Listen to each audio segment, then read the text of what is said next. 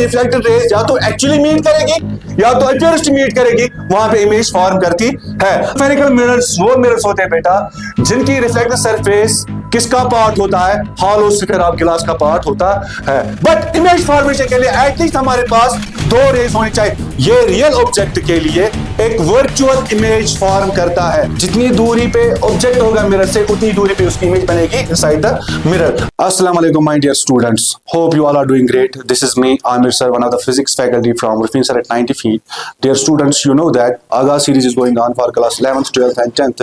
And today in this series, I am going to discuss complete chapter for class 10th with chapter light for class 10th with you. Dear students, let us start with the chapter light, reflection and refraction. In this chapter, first of all, we are going to discuss introduction to light. What is light? Light, jo students, light is a visible part of electromagnetic spectrum which helps us to see the objects around us. Light जो है एक visible part है किसका, electromagnetic spectrum का, जो हमें मदद करती है चीजों को देखने में। इलेक्ट्रोमैग्नेटिक स्पेक्ट्रम क्या होता है डियर स्टूडेंट्स? इलेक्ट्रोमैग्नेटिक स्पेक्ट्रम एक ऐसा बैंड होता है जिसमें सारी इलेक्ट्रोमैग्नेटिक रेडिएशंस आती है और उनमें से एक पार्ट होता है जो कि विजिबल पार्ट होता है जिसको हम लाइट कहते हैं, और कुछ हम उसको बोलते हैं वेवगाइड, और जिसकी जो वेवलेंथ होती है 4000 एंगस्ट्रॉम से लेकर 8000 एंगस्ट्रॉम तक होती है उसकी बेटा। और यही जो विजिबल पार्ट होता है इलेक्ट्रोमैग्नेटिक स्पेक्ट्रम का, वही हमें चीजों में मदद करती है देखने में। और इस इलेक्ट्रोमैग्नेटिक स्पेक्ट्रम में कौन कौन सी इलेक्ट्रोमैग्नेटिक रेडिएशंस होती है, इलेक्ट्रोमैग्नेटिक वेव्स होती है? इसमें होती है माइक्रोवेव्स, इसमें होती है रेडियो वेव्स, इसमें होती है इंफ्रारेड, इसमें होता है visible, ultraviolet, X rays and gamma rays. और ये जो विजिबल पार्ट होता है डियर स्टूडेंट्स, यही हमें चीजों में मदद करती है देखने में। और ये वाली इलेक्ट्रोमैग्नेटिक वेव हमें दिख पाती नहीं है, ये हमें दिख पाती नहीं है, ये हमें दिख पाती नहीं है, बल्कि ये वाला विजिबल जो हमारा पास विजिबल पार्ट होता है इसका, ये वाली इलेक्ट्रोमैग्नेटिक वेव जो होती है ये हमें दिख पाती है। और इसी इलेक्ट्रोमैग्नेटिक वेव के कारण हम क्या करते हैं, चीजों को, जितने भी हमारे अराउंड चीजें हैं उनको अच्छे से देख पाते हैं। और इसकी जो प्रॉपर्टी है डियर स्टूडेंट्स, ये जो लाइट जो है ये हमेशा ट्रैवल करती है स्ट्रेट लाइन में, और उस प्रॉपर्टी को कहते हैं हम रेक्टेंगुलर प्रोपगेशन ऑफ लाइट। जो लाइट इख्तियार करती है जो रास्ता इख्तियार करती है ट्रैवल करने में, उसे कहते हैं हम रे ऑफ लाइट, और जो पाथ फॉलो करती है रे of light for their propagation, उसे कहते हैं हम क्या, रे ऑफ लाइट। और इस प्रॉपर्टी को कहते हैं हम क्या, रेक्टेंगुलर प्रोपगेशन ऑफ लाइट। और जो ये रे ऑफ लाइट है इसको हम रिप्रेजेंट करते हैं एरो से, और बहुत सारी जो रेज होती है, बंडल ऑफ रेज को हम कहते हैं बीम ऑफ लाइट। और जो ये वाली बीम ऑफ लाइट जो भी मैं दिखाई बेटा, इसे कहते हैं पैरेलल बीम ऑफ लाइट। अगर ये बीम ऑफ लाइट नैरो हुई तो इस बीम ऑफ लाइट को बोलते हैं पैरेलल पेंसिल। अगर एक बीम ऑफ लाइट ऐसे हुई, क्योंकि यहां पे भी बंडल ऑफ रेज है, इस बीम ऑफ लाइट को बोलते हैं हम डाइवर्जिंग पेंसिल, और इस वाली बीम ऑफ लाइट को बोलते हैं हम कन्वर्जिंग पेंसिल। उसके बाद डियर स्टूडेंट्स, इसके बाद हम पढ़ेंगे reflection of light in a plane mirror. Reflection of light in plane mirror क्या होता है? यह होता है bouncing back of light from the surface, या bouncing back of light when light strikes the mirror or any surface is called reflection of light. मतलब ये मेरे पास एक मिरर है, ये साइड इसकी पॉलिश्ड सरफेस है, यहां से लाइट आई किसी मीडियम से और बाउंस बैक होगी उसी मीडियम में जिस मीडियम में आई थी। और ये क्या होता है, रिफ्लेक्शन पहले हम क्या डालते हैं, ये वाला जो पॉइंट जहां पे इंस्टेंट रे, इस रे को कहते हैं इंस्टेंट रे, आने वाली रे को कहते हैं इंस्टेंट रे। सरफेस के पड़ने के बाद इसको कहते हैं रिफ्लेक्टेड रे।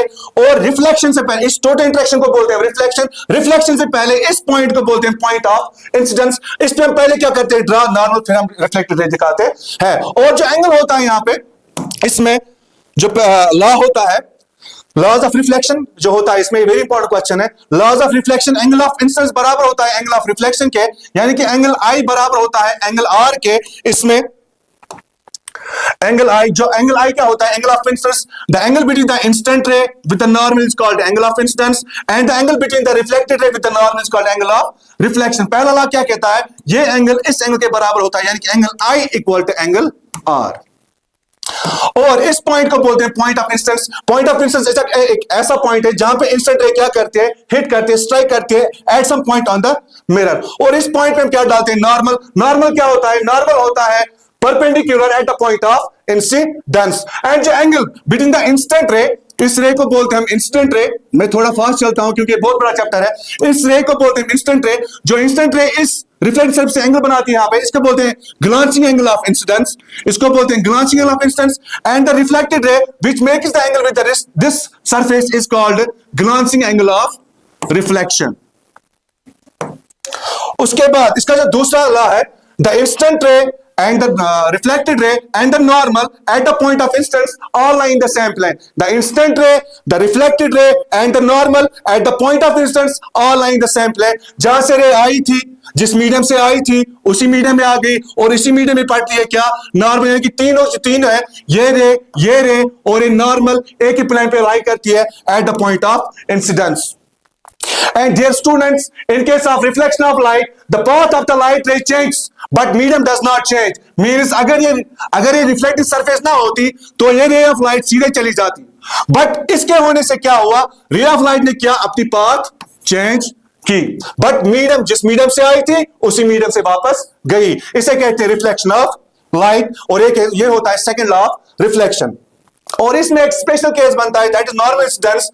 अगर ये मेरे पास ये प्लेन मिरर है, अगर इंस्टेंट रे आई और इसको हिट कर गई normally at some point, that point of incidence, तो ये क्या हो जाएगी, रिफ्लेक्ट बैक हो जाएगी उसी पाथ में जिस पाथ में आई थी। इस केस में क्या होता है बेटा, इस केस में होता है एंगल ऑफ इंसिडेंस किसके बराबर होता है, एंगल ऑफ रिफ्लेक्शन के, वो किसके बराबर होता है, 0 के। क्योंकि यही नॉर्मल, यही इंस्टेंट रे, यही रिफ्लेक्टेड रे भी। एंगल बिटवीन द एंगल जो होगा between the instant ray and the normal with the instant रे, वो क्या होता है यहाँ पे, दोनों किसके बराबर होते हैं, 0 के बराबर होते हैं। इसके बोलते हैं नॉर्मल इंसिडेंस। उसके बाद जो क्वेश्चन बनता है यहां पे डियर स्टूडेंट्स, वो है this is characteristics of image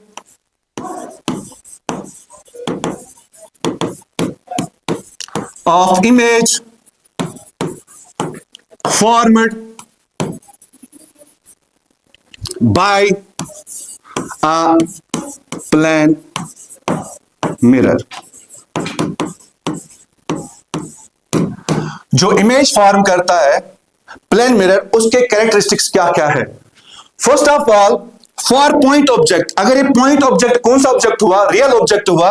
real object ऐसा पॉइंट ऑफ ऑब्जेक्ट होता है from which instant rays are diverging. A point object is that, point object एक रियल ऑब्जेक्ट, एक ऐसा ऑब्जेक्ट होता है, एक होता है रियल ऑब्जेक्ट डियर स्टूडेंट्स, दूसरा होता है, इसको समझने से पहले हम दो चीजें सीखेंगे यहाँ पे, दो टर्म्स। एक होता है रियल ऑब्जेक्ट और दूसरा होता है virtual object. What is real object and what is virtual object. Real object एक ऐसा पॉइंट ऑब्जेक्ट होता है from which the instant rays are diverging, और वर्चुअल ऑब्जेक्ट एक ऐसा ऑब्जेक्ट पॉइंट ऑब्जेक्ट होता है at which the instant rays are appears to converge. हमें क्या लगता है, ये जो इंस्टेंट रेज है अपीयर एक पॉइंट पे क्या हो रही है, कन्वर्ज हो रही है। This called real object and this called virtual object. और डियर स्टूडेंट, इसके लिए जो ये होता है प्लेन मिरर होता है, प्लेन मिरर जो होता है, ये रियल ऑब्जेक्ट के लिए एक वर्चुअल इमेज फॉर्म करता है।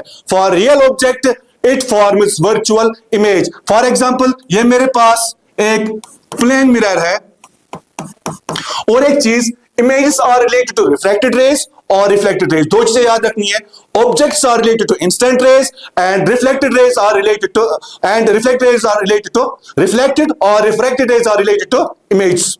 अगर मैं इमेज की बात कर रहा हूं, आपको याद रखना है यहां पे, अगर मैं इमेज की बात कर रहा हूं, that means I am talking about the reflected और refracted rays. If I am talking about the objects, that means I am talking about the instant raise.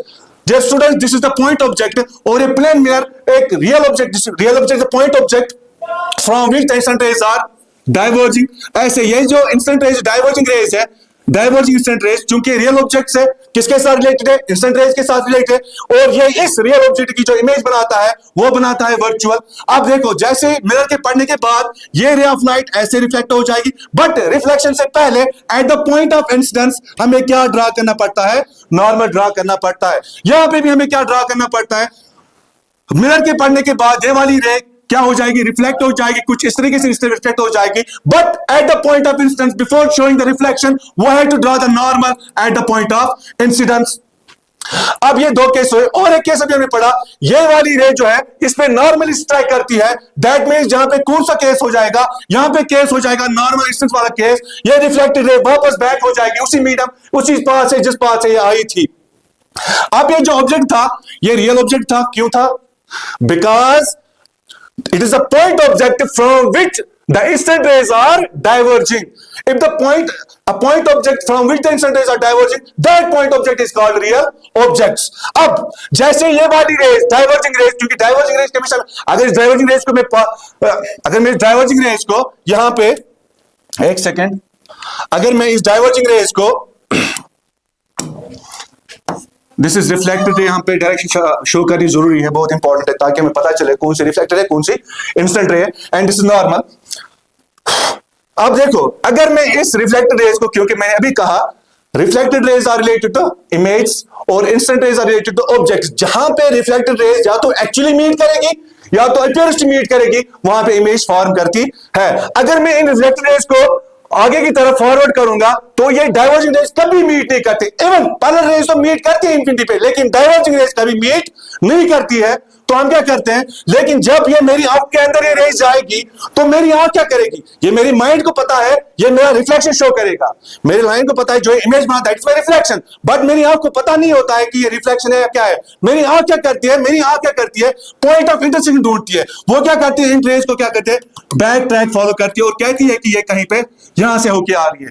और जहां पे रिफ्लेक्ट, अब देखो ये तो रिफ्लेक्टेड रेज है, मैंने कहा रिफ्लेक्टेड रेज और रिलेटेड इमेज, अगर ये अपीयरेंस टू मीट है तो वर्चुअल इमेज कहलाएगी, वो वाली इमेज जो हम स्क्रीन पे ऑब्टेन नहीं कर सकते हैं। बट अगर रिफ्लेक्टेड रेज एक्चुअली मीट करेगी, अब दैट मीन जो इमेज फॉर्म करेगी वो है रियल इमेज। अब यहां पे जो ऑब्जेक्ट रिफ्लेक्टेड रेज है ये अपीयरेंस टू मीट है, दैट मीन जो जहां पे मीट करते हैं ना बेटा, और जहां पे मीट करते हैं बेटा वहां पे इमेज फॉर्म करती है। बट इमेज फॉर्मेशन के लिए एटलीस्ट हमारे पास दो रेज होनी चाहिए, दो से ज्यादा भी कोई मसला नहीं है, बट एटलीस्ट कितनी होनी चाहिए हमारे पास, दो रिफ्लेक्टेड रेज होनी चाहिए हमारे पास, और वो दो रिफ्लेक्टेड रेज जहां पे मीट करेगी या तो एक्चुअली मीट करेगी या तो अपीयरेंस टू मीट करेगी, वहां पे इमेज फॉर्म होती है। तो देखो यहां पे क्या हो गई, ये reflected rays appearance to meet है तो इमेज कहां फॉर्म होगी, मिरर के अंदर फॉर्म होगी, not behind the mirror but inside the mirror form होगी। As the image is formed inside the mirror, as the image is formed as for inside the mirror as the object is in front of it। ये देखो raise, ये raise अगर मैं forward करूंगा तो ये तीनों रेज तो डाइवर्जिंग रेज है, इसको हम बैक ट्रैक फॉलो करेंगे तो तीनों रेज कहां मीट कर रही है, यहां मीट करे तो इमेज कहां फॉर्म करती है, इनसाइड द मिरर फॉर्म करती है। तो ये कैरेक्टरिस्टिक्स पहले, ये कैरेक्टरिस्टिक्स द इमेज यहां पे लिखना है, वेरी इंपॉर्टेंट क्वेश्चन बोर्ड के लिए आएगा, पॉइंट याद रखना एक क्वेश्चन डेफिनेटली बोर्ड में इस साल आएगा, और इस बार बोर्ड में इतना टफ पेपर आ जाएगा क्योंकि आपको तो 50% रिलैक्सेशन है, तो उसके बावजूद ये याद रखना, लिख के रखना, आपका पेपर बहुत टफ होगा इस बार, आपको मेहनत करके जाना है, हर एक पॉइंट पढ़ के जाना है, अच्छे से पढ़ के जाना है। और इस टाइम ने क्या सीखा, द इमेज, नोट करके रखना है point, the image formed by a plane mirror for real objects is virtual image, वो इमेज हो that cannot be taken on that cannot be obtained on the screen। और यहां पे हमने और एक चीज देखी बेटा, यहां पे जितना ऑब्जेक्ट मिरर से दूर, जितनी दूरी पे ऑब्जेक्ट मिरर से उतनी दूरी पे क्या बन जाती है, मिरर के अंदर इमेज बन जाती है। The image format as for inside the mirror as the object is in front of it, या आप ऐसे कह सकते हैं the distance from the mirror to the object is equal to the distance of the image from the mirror. अब उसके बाद क्या लिखा मैंने, द इमेज, दूसरी प्रॉपर्टी, ये पहली, ये दूसरी, the image formed by a plane mirror, the image formed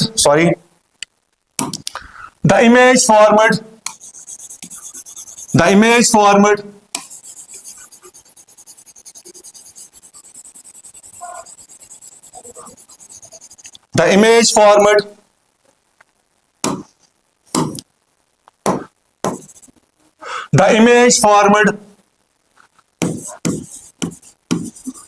इसको क्या हो गया, the image formed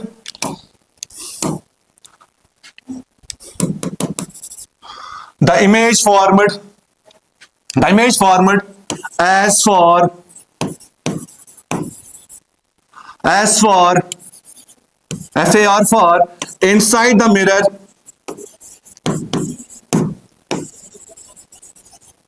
as the object is in front of it.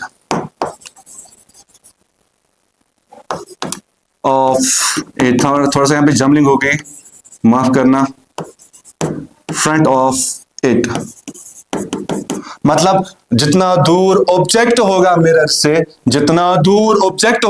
से, उतनी दूर इमेज बनती है मिरर से और मिरर के अंदर बनती है। और उसके बाद अब ये वाली डिस्टेंस किसके बराबर होती है, इस वाली डिस्टेंस के। अगर हम प्रूव करेंगे इसे, ये है नॉर्मल और ये है नॉर्मल डिस्टेंस केस, ये normal at the point of instance and this normal distance case here. ये वाला एंगल यहां पे देखो, angle of as per law of reflection, this theta will be equal to this theta, angle I is equal to angle R.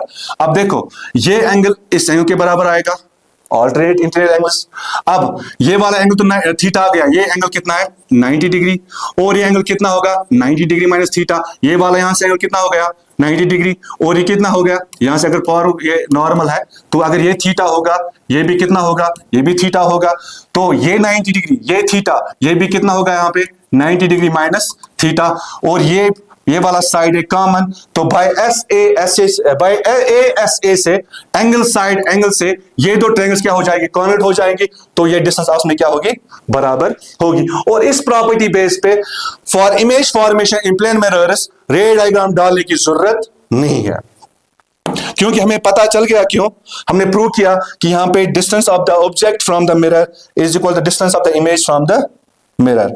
और इसी case में, इसी वाले में और एक है फॉर एक्सटेंड ऑब्जेक्ट्स। अगर एक्सटेंड ऑब्जेक्ट लेंगे, वो एक्सटेंड ऑब्जेक्ट्स भी क्या लेंगे, जितना दूर एक्सटेंड ऑब्जेक्ट होगा इस मिरर से, उतनी दूर उस एक्सटेंड ऑब्जेक्ट की इमेज बनाएगा मिरर, उतनी दूर बनाएगा मैक्स एक्सटेंड ऑब्जेक्ट की इमेज बनाएगा इनसाइड द मिरर।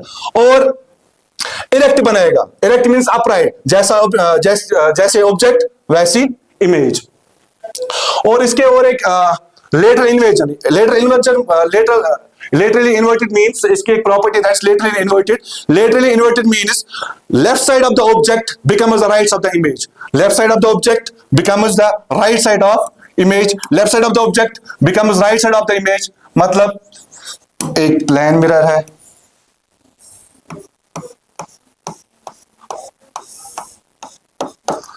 ये मेरे पास एक एक्सटेंड ऑब्जेक्ट है। अब देखो ये अगर इस एक्सटेंड ऑब्जेक्ट की तरफ आप देखोगे ना, ये बेंड किस तरफ हुआ है, राइट की तरफ हुआ है कि नहीं। अब जब ये प्लेन मिरर इसकी इमेज फॉर्म करेगा, वो कैसी फॉर्म करेगा, अभी हमने देखा जितना पॉइंट, अगर इस एक्सटेंड ऑब्जेक्ट का मैं दूंगा, ये एक पॉइंट है, एक यहां पे बहुत सारे पॉइंट का बना है। अब देखो इस पॉइंट से जब रे निकलेगी ऐसे, अब हमें पता है इसकी इमेज फॉर्मेशन कैसे होगी। अभी हमने देखा ना, एज जितनी दूरी पे ऑब्जेक्ट होगा मिरर से, उतनी दूरी पे उसकी इमेज बनेगी इनसाइड द मिरर। अब देखो ये पॉइंट कितना दूर होगा इस मिरर से, तो उतना ही दूर परपेंडिकुलरली मिरर को काटता हुआ इसके अंदर उतना ही डिस्टेंस जाना है। अगर यहां से लेके यहां तक 2 सेंटीमीटर है, तो उतना ही अंदर 2 सेंटीमीटर जाना है। अब ये वाला पॉइंट जितना दूर होगा मिरर से, उतना ही दूर मिरर को काट के परपेंडिकुलरली अंदर जाना है ऐसे। अब फिर देखो ये वाला पॉइंट और ये वाला पॉइंट, इसको ज्वाइन करेंगे ऐसे। अब देखो इसकी इमेज कैसे बनी, अगर ये राइट की तरफ टिल्टेड है, अब मुझे बता इसकी इमेज क्या बन गई, टिल्ट कैसी है, लेफ्ट की तरफ। यानी कि right side of the object becomes the left side of the image, and left side of the object होगा तो वो becomes the right side of the image. इसको कहते हैं लेटरली इन्वर्टेड। इस प्रॉपर्टी को कहते हैं लेटरली इन्वर्टेड। आपको याद, और जितने साइज का ऑब्जेक्ट होगा उतने साइज की इमेज बनाएगा, जितने साइज का ऑब्जेक्ट होगा उतने साइज की इमेज बनाएगा, और जितना दूर ऑब्जेक्ट होगा मिरर से उतनी दूर इमेज बनाएगा मिरर के अंदर, उतनी दूर मिरर बनाएगा, तो उतनी दूर इसकी इमेज बनती है इनसाइड द मिरर। और एक चीज, फॉर पॉइंट ऑब्जेक्ट्स ये क्या करता है? फॉर पॉइंट ऑब्जेक्ट्स ये कौन सी इमेज बनाता है? वर्चुअल इमेज बनाता है। और laterally inverted, left side right side of the object becomes the left side of the image and left side of the object becomes the right side of the image. उसके बाद जो question है बेटा, that are spherical mirrors. Spherical mirrors ये आप class 6 से पढ़ के आए हो। स्फेरिकल मिरर्स क्या होते हैं? स्फेरिकल मिरर्स वो मिरर्स होते हैं बेटा जिनकी रिफ्लेक्टिव सरफेस किसका पार्ट होता है? हॉलो स्फीयर ऑफ ग्लास का पार्ट होता है। और इसके दो टाइप्स हैं, one is concave, other one is convex mirror. Concave mirror को बोलते हैं हम कन्वर्जिंग मिरर भी, और कन्वेक्स मिरर को बोलते हैं हम डाइवर्जिंग मिरर भी। चलो समझते हैं। हमारे पास जो स्फेरिकल मिरर्स होते हैं वो उनकी जो रिफ्लेक्टिव सरफेस होती है वो पार्ट होती है किसकी? हॉलो स्फीयर ऑफ ग्लास की। उसके दो टाइप्स है, one is concave, other one is convex. यानी कि ऐसे स्फेरिकल मिरर्स, ये वो स्फेरिकल मिरर्स है, इसको बोलते हैं कनकेव, जिसको बोलते हैं कन्वर्जिंग मिरर भी, कन्वर्जिंग मिरर भी बोलते हैं इसको, अभी आपको पता ही है। अब इसको क्या बोलते हैं? कन्वेक्स, जिसको बोलते हैं हम डाइवर्जिंग मिरर भी। अब जब भी इस पे रेज ऑफ लाइट पैरेलली इस पे पड़ती है ना, तो ये मिरर क्या करता है? उनको कन्वर्ज करता है, एक ही पॉइंट पे मिला देता है, ऐसे तो ये रिफ्लेक्ट बैक हो जाएगी, ऐसे नॉर्मल केस हो जाएगा। यहाँ पे ये सारी रेज कहां पे हो जाएगी? कन्वर्ज, एक ही पॉइंट पे कन्वर्ज हो जाएगी। एंड और एक चीज, और जो ये वाला मिरर है, जब इस पे पैरेलल रेज ऐसे पड़ती है, पैरेलल रेज ऐसी पड़ती है ना, तो ये मिरर क्या करता है? इसको डाइवर्ज करता है ऐसे, तब इसको कहते हैं कन्वर्जिंग मिरर, इसे कहते हैं डाइवर्जिंग मिरर। ये क्या करता है? पैरेलल रेज ऑफ लाइट जैसे इस पे पड़ती है, इसकी रिफ्लेक्टिव सरफेस से पड़ती है ना, इसको डाइवर्ज करती है। और जैसे पैरेलल रेज इस पे पड़ती है ना, इस वाले रिफ्लेक्टिव सरफेस से पड़ती है ना, तो वो क्या हो जाती है? कन्वर्ज हो जाती है, एक ही पॉइंट पे कन्वर्ज हो जाती है, तब इसको बोलते हैं कन्वर्जिंग मिरर, इसको बोलते हैं डाइवर्जिंग मिरर। और इसमें कुछ इंपॉर्टेंट केसेस है, इसमें कुछ इंपॉर्टेंट टर्म्स है। पहला टर्म इसका है पोल। क्या होता है? यानी कि centre of the mirror surface, या हम कहेंगे it's the mid point of the mirror, उसे कहते हैं हम क्या? पोल। और दूसरा होता है सेंटर ऑफ कर्वेचर, जिस स्फीयर से ये मिरर बना है, जिस स्फीयर से ये मिरर बना है, जिस स्फीयर से ये मिरर बना है, किस पे बना है? हॉलो स्फीयर ऑफ ग्लास से बना है। उस स्फीयर का सेंटर कहलाएगा सेंटर ऑफ कर्वेचर। और जो मिड पॉइंट होगा इस मिरर का, उसको बोलते हैं हम पोल। एक स्पेशल पॉइंट है जहां से हम सारी डिस्टेंस को मेजर करते हैं। इसके राइट साइड में, यानी कि इसके डायरेक्शन, इसके राइट साइड में जितनी भी हम डिस्टेंस मेजर करेंगे वो हम लेंगे पॉजिटिव। इसके लेफ्ट साइड में जितनी भी डिस्टेंस हम मेजर करेंगे उसको लेते हैं हम नेगेटिव। एक स्पेशल पॉइंट है, खास पॉइंट है। इस पे एक रूल भी है जिसको बोलते हैं ओब्लिक इंसिडेंस। नॉर्मल इंसिडेंस तो पता है, जिसको बोलते हैं ओब्लिक इंसिडेंस, यानी कि अगर इंस्टेंट रे ओब्लिकली इस पे हिट करेगी तो वो रिफ्लेक्ट हो जाएगी obliquely as per law of reflection. Okay, उसके बाद है फोकस। इससे पहले एक है प्रिंसिपल एक्सिस। प्रिंसिपल एक्सिस क्या होती है? It is the line, straight line that join the centre of curvature and pole of the mirror. एक ऐसी एक्सिस, स्ट्रेट लाइन है जो ज्वाइन करती है सेंटर ऑफ कर्वेचर को and pole of the mirror को। उस लाइन को बोलते हैं हम, उस एक्सिस को बोलते हैं हम प्रिंसिपल एक्सिस। अब फोकस क्या होता है? फोकस क्या होता है? अब इसको बोलते हैं सेंटर ऑफ कर्वेचर। अब जिस स्फीयर से, हॉलो स्फीयर ऑफ ग्लास से यह मिरर बना है, उस हॉलो स्फीयर का सेंटर क्या लाएगा? Centre of curvature. और उस हॉलो स्फीयर ऑफ ग्लास का जो रेडियस होगा वो कहलाएगा रेडियस ऑफ कर्वेचर, जिसको हम डिनोट करते हैं आर से। अब अगर इंस्टेंट रेज है, अब मैं फोकस डिफाइन करूंगा कनकेव के लिए। This is pole, mid point of the mirror, this is centre of curvature, and यहां से लेके यहां तक this is radius of curvature. सही बात की गलत बात? सही बात है सर, अभी बताया आपने। उसके बाद if the instant rays are close, rays coming parallel and close to the principal axis, rays coming parallel and close to the principal axis, after reflection After reflection, they meet at a common point on the principal axis. After reflection, they meet at a common point on the principal axis. That point is called principal focus of concave mirror or focal point. और इस point पे concave पे जो focus होता है, इस वाले point पे जो एक कहां पे मीट करते हैं, एक प्रिंसिपल एक्सिस के एक कौन पॉइंट पे मीट करते हैं, उसको बोलते हैं फोकस। और वहां पे जो रिफ्लेक्टेड रेज़ एक्चुअली मीट करती है तो इसको बोलते हैं रियल फोकस। Real focus. और बेटा ये रियल फोकस जो है, it is defined for the paraxial rays. Paraxial rays वो रेज होती है which are close and which are parallel and very close to the principal axis, because ये तब होगी very close and parallel to the principal axis जब aperture of the mirror क्या होगा, बहुत स्मॉल होगा। बिकॉज आपके सिलेबस में जो लेंसेज है, चाहे 11th के चाहे 12th के सिलेबस में, उनके उन लेंसेज की जो मिरर्स है, उनका जो एपर्चर है वो बहुत स्मॉल है। उनके जो लेंसेज होते हैं वो बहुत थिन होते हैं, बहुत पतले होते हैं, और उन्हीं के लिए ये फोकस डिफाइन किया गया है। अब जो very close and parallel to principal instant, very close and parallel to the instant rays होगी जो रिफ्लेक्ट फॉल करती है किस पे, कनकेव मिरर के रिफ्लेक्टिव सरफेस पे। After reflection they meet at a common point, उसको बोलते हैं focus, and it is defined for the paraxial rays. अगर ये इंस्टेंट रेज अब दूर होगी प्रिंसिपल एक्सिस से, उसे कहते हैं मार्जिनल रेज। तब भी जाके रिफ्लेक्ट होने के बाद, मिरर के पढ़ने के बाद तब भी जाके रिफ्लेक्ट हो जाएगी, लेकिन तब भी ये कॉमन पॉइंट मीट करेगी, लेकिन फोकस नहीं कहलाएगा, because focus is defined for the paraxial rays. और जो लेंथ होती है, आप और एक चीज इसमें, कन्वेक्स केस में क्या होता है, कन्वेक्स केस में क्या होता है,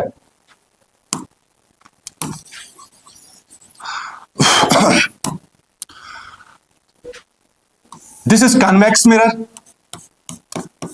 इसकी रिफ्लेक्टिव सरफेस बल्जेड आउट होती है और इसकी रिफ्लेक्टिव सरफेस बल्जेड इन होती है।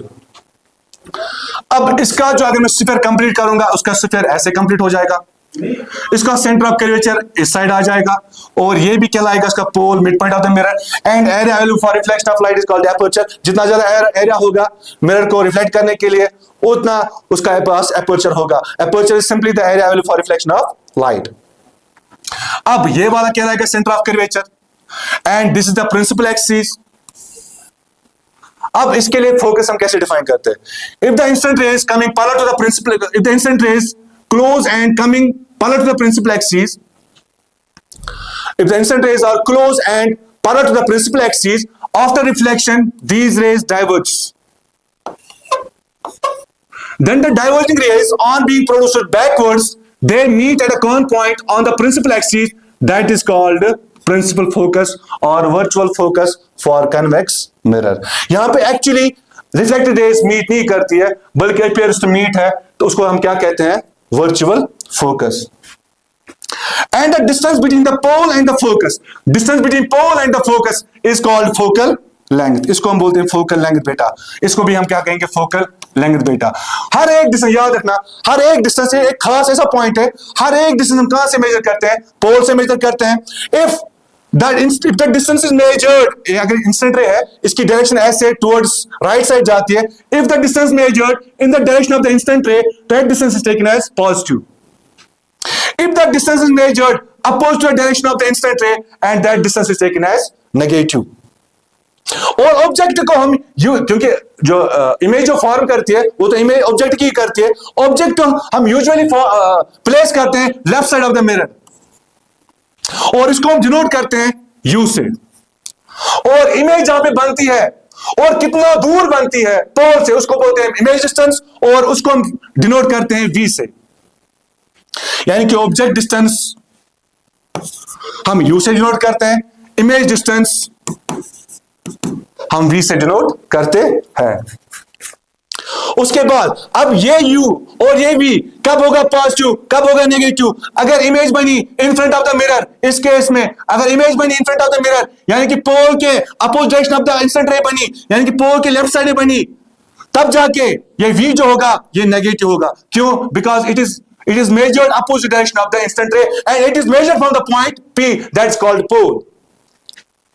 एंड U हमेशा नेगेटिव होगा, फॉर कन के लिए भी, फॉर कन्वेक्स के लिए भी, क्योंकि U हमेशा, ये जो डिस्टेंस है U कितना दूर है पोल से, यानी कि object distance between distance from pole to the object is called object distance. और ये जो डिस्टेंस होती है हमेशा opposite direction of the instant ray होती है, इसको हम लेते हैं हमेशा बेटा नेगेटिव। और ये कभी पॉजिटिव भी होता है कभी नेगेटिव भी होता है। वो केस क्या होते हैं वो हम आगे देखेंगे क्या है। अब यहां पे और एक पॉइंट है, what is the relation between focal length and radius of curvature. क्या रिलेशन हो सकती है रेडियस ऑफ कर्वेचर और फोकल लेंथ के बीच में? वो जो रिलेशन है आर जो होता है बराबर, वो होता है ट्वाइस फोकल लेंथ के बराबर। या तो आर होगा बराबर या तो एफ होगा बराबर R by two, which is wrong. Basically जो रिलेशन होती है radius of curvature and focal length of the mirror के बीच में, वो होती है F equal to R minus R by two cos of theta. अब अगर थीटा स्मॉल होगा, अगर ये थीटा कब होगा स्मॉल, मैं यहां पे आपको डायग्राम दिखाऊंगा। ये थीटा कब होगा स्मॉल, एक सेकेंड।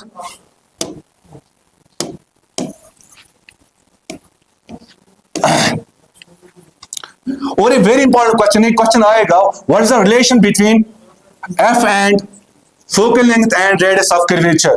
ये क्वेश्चन डेफिनेटली बेटा एग्जाम में आएगा ही आएगा, नोट करके रखना। And I know this is the last chapter of your childhood, so stay focused, आपका एग्जाम आने वाला है और एक क्वेश्चन बहुत ही इंपॉर्टेंट है।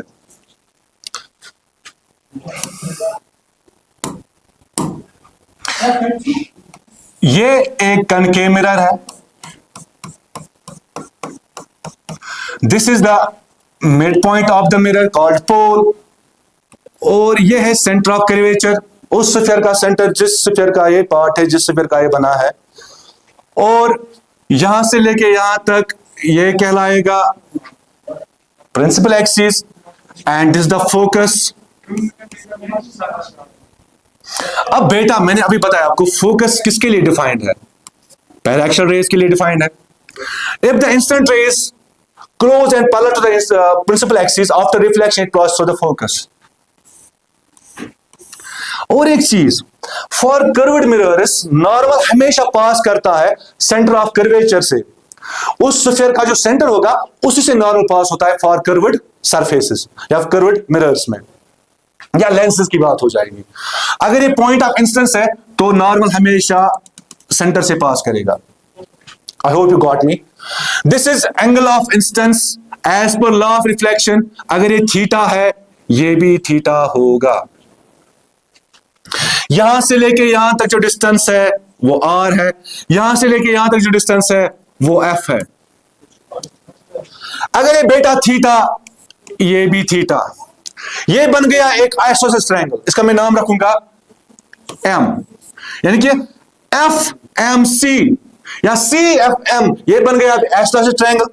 अगर इस पॉइंट से मैं इस पे ड्रा करूंगा परपेंडिकुलर, इस पॉइंट से लेके इस पॉइंट में ड्रा करूंगा परपेंडिकुलर, वो परपेंडिकुलर देखो अगर यहां से लेके यहां तक डिस्टेंस है r, अगर मैं इस स्फीयर को कंप्लीट करूंगा जितना डिस्टेंस यहां से लेके यहां तक r है तो ये भी कितना होगा r, ये भी कितना होगा r, ये भी कितना होगा r। दैट मींस ये वाली जो नॉर्मल जो मैंने डाली थी यहां से लेके यहां तक डिस्टेंस कितना कहलाएगी r। अब ये परपेंडिकुलर बाइसेक्टर क्या करेगा, इस डिस्टेंस को डिवाइड करेगा इनटू टू इक्वल हाफ्स, तो ये बन जाएगा r/2, ये भी बन जाएगा r/2। उसके बाद बेटा अब देखना अच्छे से, इस ट्रायंगल में देखो, इसका मैं नाम रखूंगा यहां पे, इसको मैं नाम रखूंगा यहां पे B।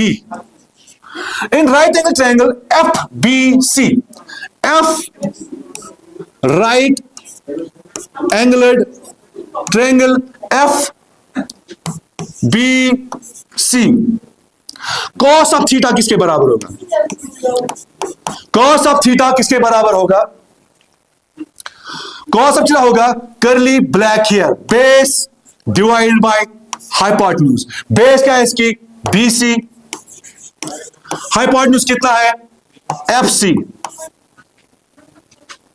अब मुझे बता बेटा क्या मैं कॉस ऑफ थीटा किसके बराबर लिख सकता हूं, यहां पे कॉस ऑफ थीटा किसके बराबर आएगा, FC किसके बराबर, सॉरी FC किसके बराबर आएगा, FC equal to BC divided by cos of theta.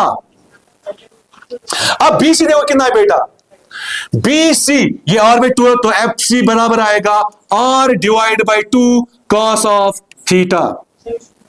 अब FC देखो कितना होगा, FC होगा PC माइनस PF, वो होगा PC minus PF, PC minus PF होता है बराबर R/2 cos ऑफ थीटा। अब PC देखो कितना है, PC है R के बराबर माइनस PF कितना है, F के बराबर equal to R/2 cos of theta. अब उसके बाद F किसके बराबर आएगा, अब ये इधर अगर मैं यहां पे लाऊंगा तो ये बन जाएगा R minus R/2 cos of theta equal to F। देखो जितनी ये रे ऑफ लाइट क्लोज होगी प्रिंसिपल एक्सिस की, उतना ही एंगल उतना ही कम होता जाएगा, और जितना ये क्लोज खुला जाएगी, यहां पे इतना भी अपर्चर है, अगर मैं थोड़ा स्मॉल लूंगा कम अपर्चर, उतना ये क्लोज होगी, उतना ही एंगल उतना तक कम हो जाएगा, उतना ही एंगल क्या हो जाएगा, कम होता जाएगा। That means this angle will tends to 0 for, ये तब होगा if the instant ray is parallel and very close to principal axis, that ray is called paraxial ray. तो पैराक्सियल रे में क्या हो जाएगा, for paraxial rays, for paraxial rays this angle will tend to 0 and cos of 0 किसके बराबर होता है, 1 के बराबर होता है। तो आ जाएगा बराबर R minus R/2 cos of theta equal to F, ये 0 के बराबर है, तो R माइनस R/2 इंटू 1, क्योंकि cos 0 किसके बराबर है, 1 के बराबर है, तो इक्वल टू F। अब R को माइनस करेंगे, R को हाफ करेंगे, उसके R को करेंगे हाफ, R को करेंगे माइनस उसके हाफ से, तो क्या बन जाएगा, F इक्वल टू R/2। दूसरा स्पेशल ये तब होता है बराबर R/2 के, जब रेज क्या होगी, पैराक्सियल रेज, या हम तब कहेंगे जब अपर्चर ऑफ द मिरर क्या होगा, स्मॉल होगा, उस टाइम जो रेज होगी पैरेलल रेज वो very close to the principal axis होगी, उस टाइम पे हम क्या करते हैं, F हम लेते हैं किसके बराबर, R/2 के बराबर। Otherwise the relation is F is equal to R minus R/2 cos of theta. हो गया स्फेरिकल मिरर्स भी डन। इसके बाद image formation by a concave mirror, very important question, image formation by a concave mirror. इसमें पहले rules है, पहले rules हम समझेंगे, इसमें पहले रूल्स है बेटा, पहले रूल्स पढ़ेंगे हम। इमेज फॉर्म करने के लिए कौन से रूल्स जरूरी है, now we have to deal the ray diagrams. जहां पे रिफ्लेक्टेड रेज मीट करेगी वहां पे बेटा इमेज बनेगी, इमेज फॉर्म हो जाएगी, या फॉर्म करेगी, या तो एक्चुअली मीट करेगी, या तो अपीयर्स टू मीट हो जाएगी बेटा। पहला रूल फॉर कनकेव मिरर के लिए, this is pole, this is centre of curvature, this is focus. पहला रूल है, अगर इंस्टेंट रे पैरेलल है, the instant ray coming parallel to the principal axis, after reflection it pass through the focus, ये पहला rule है। दूसरा rule है, if the instant ray principle of reversibility of light, यानी कि अब रे फोकस से पास करेगी बेटा, अब जब रे फोकस से पास करेगी, after reflection it becomes parallel to the principal axis. उसके बाद बेटा ये सेकंड रूल है। एंड थर्ड रूल,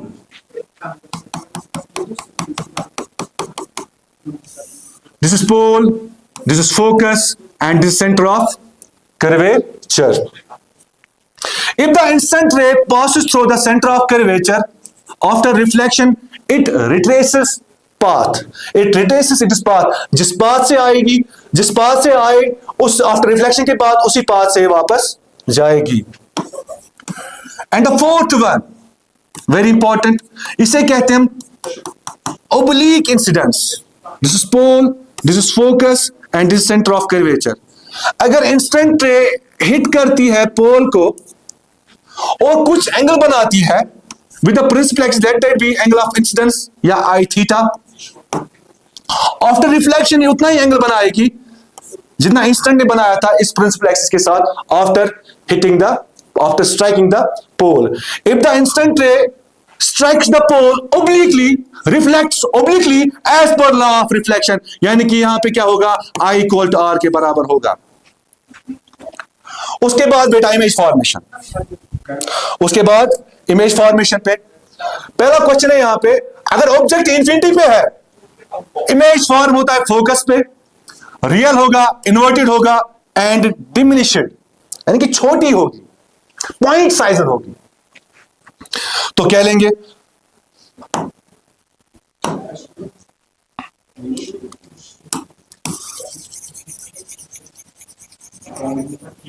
और यहां भी मैं आपको समझाऊंगा लीनियर मैग्निफिकेशन क्या होती है.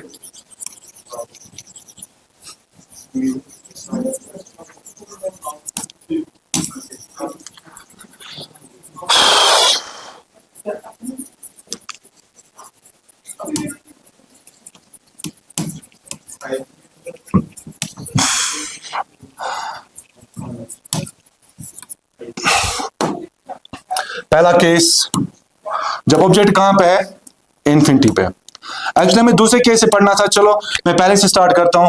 पहला केस है when the object is at, when the position of the object is at infinity, तो इमेज कहां पे फॉर्म करेगी. तो कौन, concave mirror. When the position of the object is infinity, तो इमेज कहां फॉर्म करेगी, यानी कि आपको ढूंढनी है position of the image, position of the object. आपको पता है, एड़ा याद रखना, इंफिनिटी पे अगर ऑब्जेक्ट होगा, इंफिनिटी से आने वाली जो रेस होगी, क्योंकि ऑब्जेक्ट है, ऑब्जेक्ट से आने वाली रेस को क्या कहेंगे, इंस्टेंट रेस. इंफिनिटी से जो आने वाली रेस होती है बेटा, वो पैरेलल होती है, वो पैरेलल आती है. और ये वो इंफिनिटी एक्चुअल इंफिनिटी नहीं है, ये इंफिनिटी वो डिस्टेंस है, यानी कि मिरर के डायमेंशन से ज्यादा डिस्टेंस होती है. फॉर एग्जाम्पल अगर मिरर 2 सेंटीमीटर है, तो इंफिनिटी इसके लिए क्या होगा, 1000 सेंटीमीटर या 500 सेंटीमीटर. और वहां से आने वाली जो रेस होती है, वो बेटा पैरेलल होती है, ऐसे. और ये हो जाए point of instance. This point of instance reflection show करने से पहले बेटा यहां पे आप नॉर्मल ड्रा करना. और फॉर कर्व्ड मिरर्स नॉर्मल हमेशा सेंटर ऑफ कर्वेचर से पास करता है, यहां पे भी नॉर्मल सेंटर ऑफ कर्वेचर से पास करता है. और after reflection they meet at a common point, पहला रूल हमने पढ़ा अभी, they meet at a common point called focus.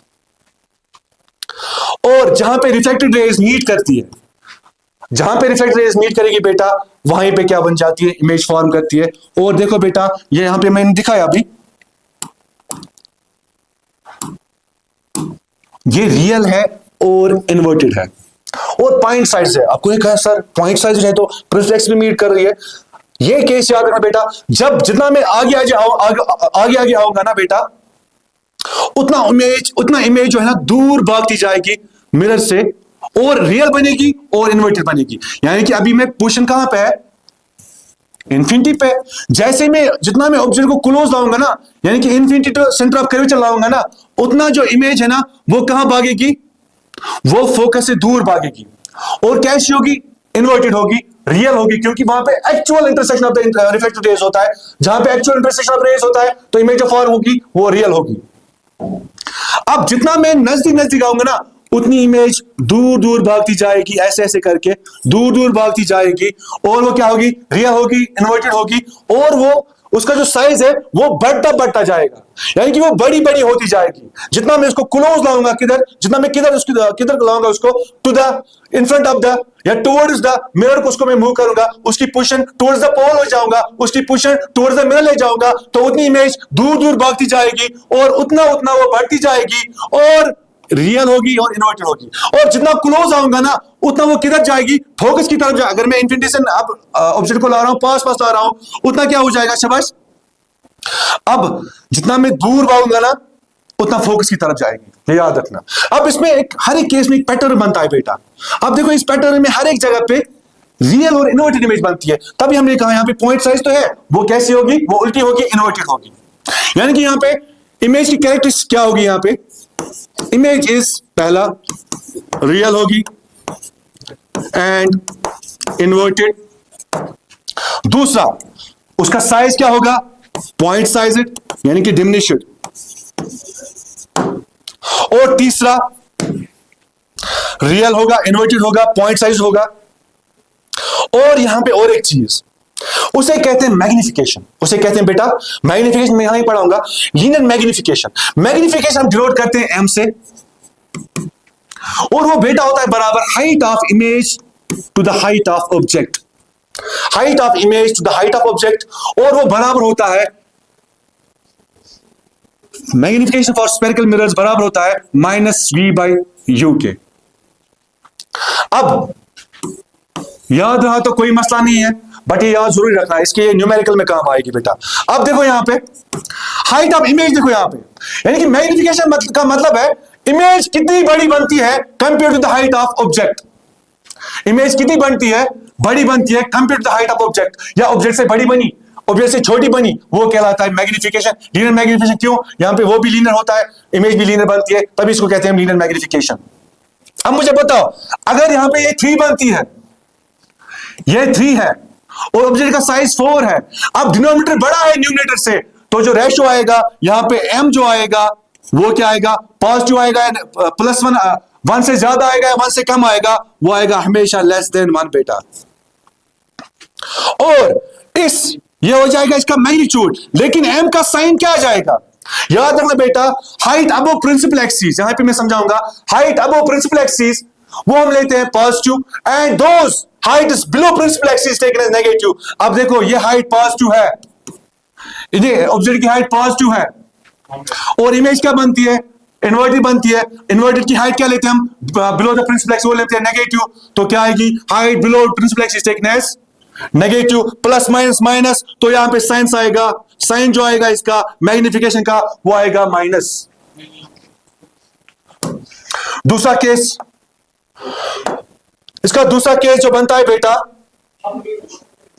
Object beyond सी, यानी कि अब पहले इंफिनिटी में था, अब कहां पे लाएंगे हम ऑब्जेक्ट, अब ऑब्जेक्ट को हम लाएंगे कहां, ये फोकस है, ये सेंटर ऑफ कर्वेचर है, ये पोल है, यहां पे लाएंगे बियॉन्ड सी, तो क्या हो जाएगा, यानी कि हमने क्या किया स्टार्टअप, इसको आगे आगे लाना और इंफिनिटी से आगे आगे लाना।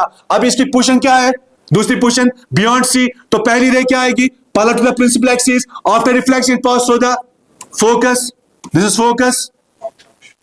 और दूसरी रे कैसे आएगी, शाबाश, दूसरी रे अगर पोल से जाएगी, ऐसे फोकस से जाएगी, तो after reflection it becomes part of principal axis, जहां पे रिफ्लेक्ट रेज मीट करेगी वहां पे इमेज बनती है। अगर ये ए है, ये बी है, ए से निकलने वाली रेज तो ए डैश, ये यहां पे आ गया बी डैश, तो इमेज क्या बन जाएगी यहां पे बेटा, इसकी इमेज बन जाएगी बिटवीन सी एंड एफ, या एफ एंड सी बन जाएगी। वो क्या होगी, रियल होगी, इन्वर्टेड होगी, शाबाश, और क्या होगी स्मॉलर, जितना साइज है ना उससे, यानी कि ऑब्जेक्ट का जो साइज है ना उससे छोटी बनेगी, उसके कम साइज में फॉर्म बन जाएगी, कम साइज में ये बनेगी, तो क्या हो जाएगी, वो स्मॉल होगी, या हम कहेंगे डिमिनिश्ड। और यहां पे भी, यहां पे ऑब्जेक्ट, अगर मैग्निफिकेशन की बात करेंगे वो क्या है, मैग्निफिकेशन किसके बराबर आएगी, height of image to the height of object. उसका साइन क्या आएगा, पहले बताओ मुझे, ये ऑब्जेक्ट पॉजिटिव, ये हाइट लेंगे पॉजिटिव, ये हाइट लेंगे नेगेटिव, पॉजिटिव नेगेटिव नेगेटिव, यानी कि हम आएगा नेगेटिव के बराबर।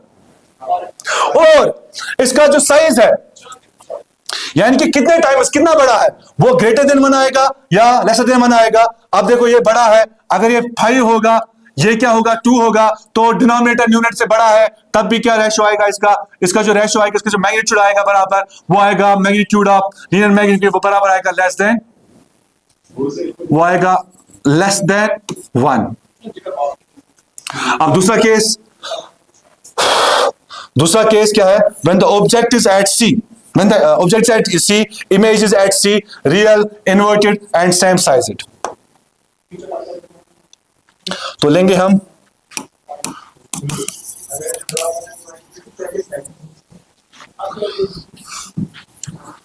अल्हम्दुलिल्लाहि रब्बिल आलमीन अर्रहमानिर रहीम मालिकी यौमिद्दीन इय्याका नअबुदु व इय्याका नस्तईन इहदिनस सिरातल मुस्तकीम सिरातल लज़ीना अनअमता अलैहिम गैरिल मग़दूबि अलैहिम वलद्दालीन।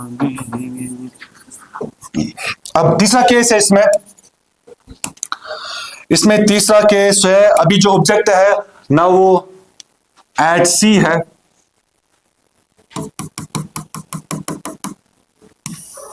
This is focus, this is centre of curvature, object को हमने लाया यहां पे, तो पहली रे आएगी this pole parallel to the principal axis, after reflection it pass to the focus, और पोल को हिट करने के बाद ऐसे ओब्लिक इंस्टेंस केस बन जाएगा, तो ये ऐसे ऐसे यहां पे मीट करेगी।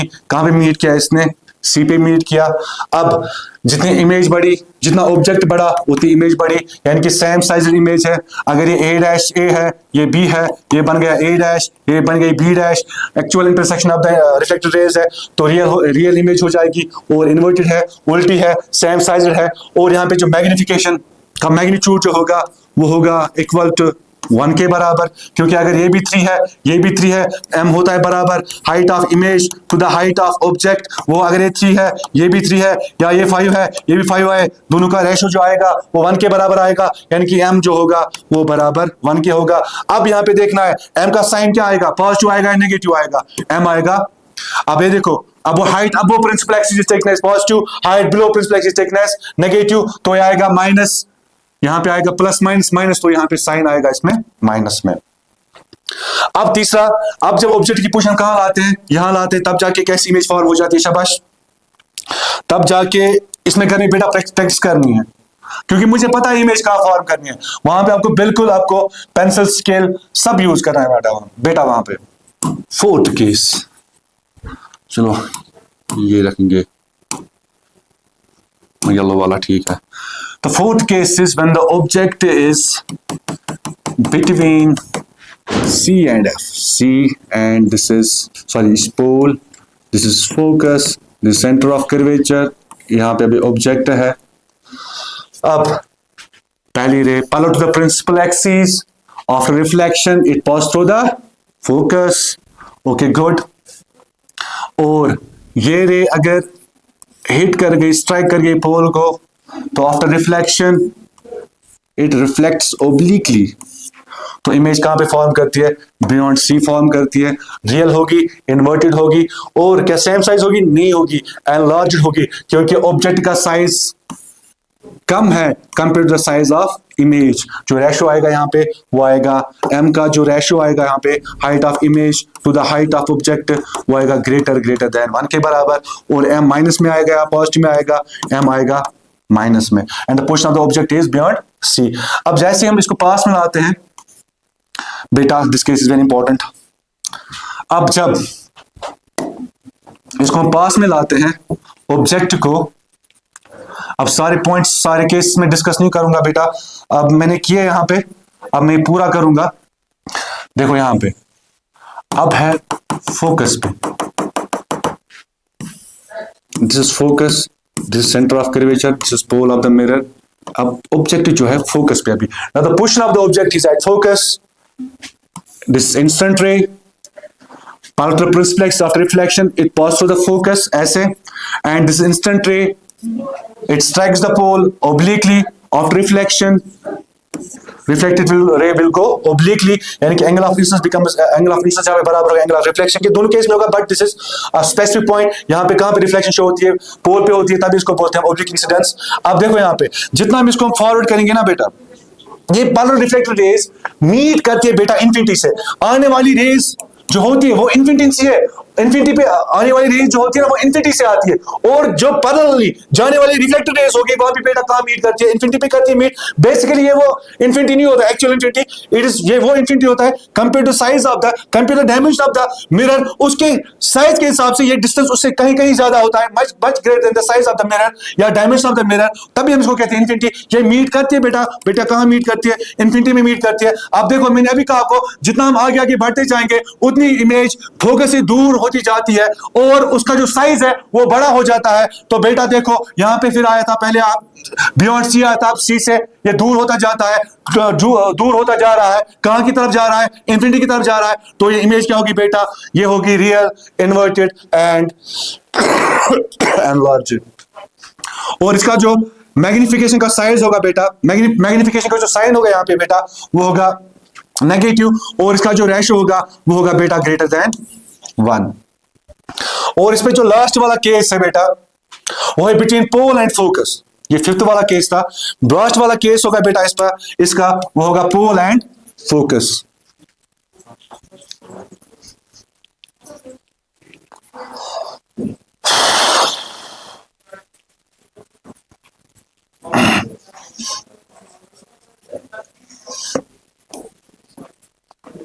लास्ट वाला केस इसका वो होगा pole, this is focus, this is centre of curvature. यहां पे लास्ट वाला केस होगा। अब पोल और फोकस के बीच में पोजीशन ऑफ द ऑब्जेक्ट है। If the instant ray is followed to the principal axis of the reflection it pass through the focus. If the instant ray strikes the pole तो obliquely reflected ray भी जाएगी। तो बेटा diverging race अगर हम आगे forward करेंगे ना, ये कहीं पे मीट नहीं करती है। पैरेलल रेज मीट्स, रेज तो मीट करती है बट डाइवर्जिंग रेज कभी मीट नहीं करती है बेटा। तो हम क्या करते हैं, इमेज फॉर्म करने के लिए अगर हमने आगे इसको फॉरवर्ड किया ना तो ये कहीं मीट नहीं करेगी। जैसे हम इसको बैकवर्ड मूव करेंगे, बैकवर्ड प्रोड्यूस करेंगे ना बेटा, तो ये जो रिफ्लेक्टेड रेज है ये मिरर के पीछे यहां पे मीट करती है और वहां पे क्या करती है, इमेज फॉर्म करती है। और ये जो इमेज होती है यहाँ पे actual intersection of the reflected raise नहीं है बल्कि अपीयर्स टू मीट है रिफ्लेक्टेड रेज। तो यहाँ पे जो इमेज होगी वो वर्चुअल होगी और वो क्या होगी, मैग्नीफाइड होगी, यानी कि हाइट ऑफ द ऑब्जेक्ट से ज्यादा होगी। क्या होगी, हाइट ऑफ द ऑब्जेक्ट से ज्यादा होगी। यानी कि m जो बराबर होगा वो होगा height of the image to the height of the object, यानी कि न्यूमरेटर बड़ा होगा, h ऑफ i ग्रेटर देन होगा h ऑफ o से, तो इन दोनों का जो रेशियो आ जाएगा वो आएगा ग्रेटर देन 1। और यहां पे जो m कब आता है पॉजिटिव, m का साइन कब होता है पॉजिटिव, खाली इसी केस में आता है m का साइन क्या आता है, पॉजिटिव। तो m आता है बराबर किसके बराबर, +1 के बराबर।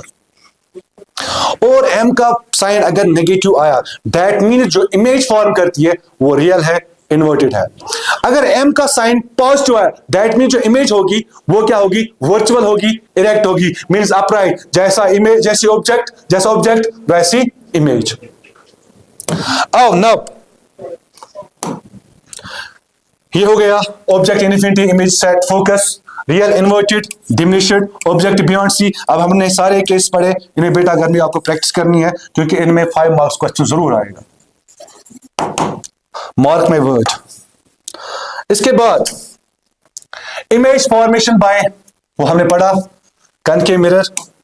इसके बाद है mirror formula and magnification. Mirror formula एक ऐसी फार्मूला होती है that gives the relationship between 1 over focal length बराबर हो गया 1 over image distance plus 1 over object distance. Magnification बराबर होती है height of image to the height of object, और या बराबर होती है m होती है बराबर -v/u के बराबर होती है। बेटा 1 over f equal to 1 over v equal to 1 over u, और इसको हम कभी कभी ऐसे भी लिख सकते हैं 1 ओवर f के बदले हम लिख सकते हैं, हमने अभी पढ़ा relation between the focus and radius of focal length and radius of curvature is r/2 if the ratio is r/2 only when the rays are paraxial rays, तो ये बन जाएगा r/2, 2 हो जाएगा ऊपर तो ये बन जाएगा 2/r equal to 1 over v plus 1 over u।